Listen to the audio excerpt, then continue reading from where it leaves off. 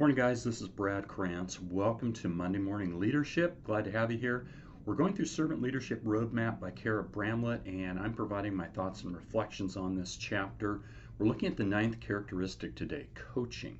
And this characteristic, or what's also called competency, is not on every list of servant leadership, yet I believe coaching is in line with being a servant leader. So let's dive in. I like this definition here. Leaders are those who help those who are doing poorly do better, and those who are doing well do great. Do you like that? I do. I think that's great. That exemplifies what a true leader should be. So questions come up like, when is it necessary to use coaching? And how do you know when to coach? We're going to hopefully touch on these a little bit and try to give you some answers on this morning. Remember, coaching is really designed for behavioral changes, taking someone from here where they are to where they want to be or need to be. There's situations, obviously, in organizations or teams when it becomes necessary to introduce or implement coaching. In our business type model, coaching fits very well with it. Typically, performance and skills enhancements are the primary reasons a leader would coach an individual. An individual may also recognize that they need help, and they reach out to their leader or mentor for that help, and that's great when they do. Recall that servant leaders are just that. They're there to help their team. In this type of coaching, the focus is on core skills that are required to carry out tasks and handle work or goal-related responsibilities. So let's set the scene here today. Coaching is essential to developing a growth mindset, and that's vital to the success of you and your team, right? Coaching is essential to developing the growth mindset, and again, that is critical. We've got to have that. And any coaching session obviously does require some preparation. You don't just go and do it head first. Servant leader, you should be open-minded and a mindful listener. And this ties into what we talked about last week in discussing mentorship. Mentorship and coaching are kind of closely related. You know, good coaches or mentors know their biases. They're self-aware, right? That's part of it. And while you're coaching, be mindful of your presence. And you can keep the helpful acronym STOP in mind. S for slow speech. T for tone of voice, lower than normal speaking voice. O for open questions and posture. Remember, leaders ask good questions. And P for pause for active listening and eye contact. You want to create a thriving environment that will instill confidence and lead to positive changes in performance, and that's what we're after.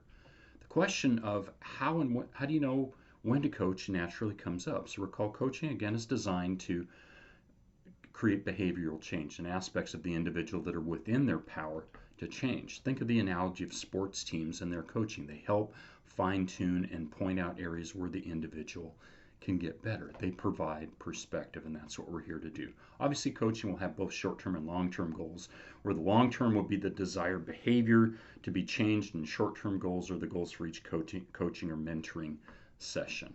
Here's a helpful acronym again for goal setting. You want to make SMART goals. S for specific. What would you like to achieve? M for measurable. How will you know when you're successful? A for achievable. What steps will you take? And R for relevant. Can you describe your perfect world? And T for time bound. When do you see yourself reaching your goal? So let's look at some realities here. Leaders, again, ask questions. They ask good questions. You'll ask open-ended questions typically that lead to describing the situation objectively. Questions such as, what do you mean by blank? And the always helpful, tell me more. Tell me more. Anything else, and that's key. Kind of keep asking open-ended questions. And could you tell me more about X?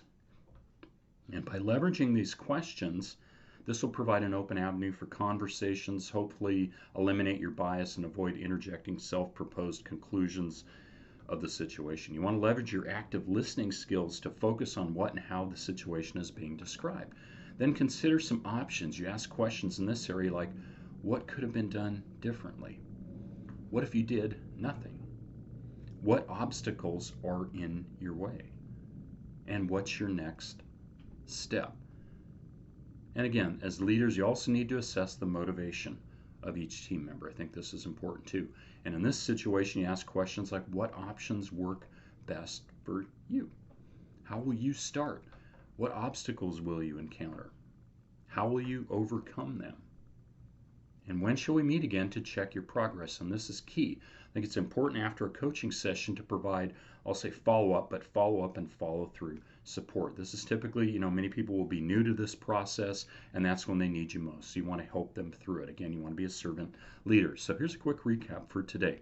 Coaching is used to help individuals discover solutions through leveraging their insights. And coaching requires obviously some preparation and leveraging tools to do it properly. And to be an effective coach or mentor, you've got to develop your personal competency and the characteristic of foresight, which we will cover next week. So thanks so much for joining me today.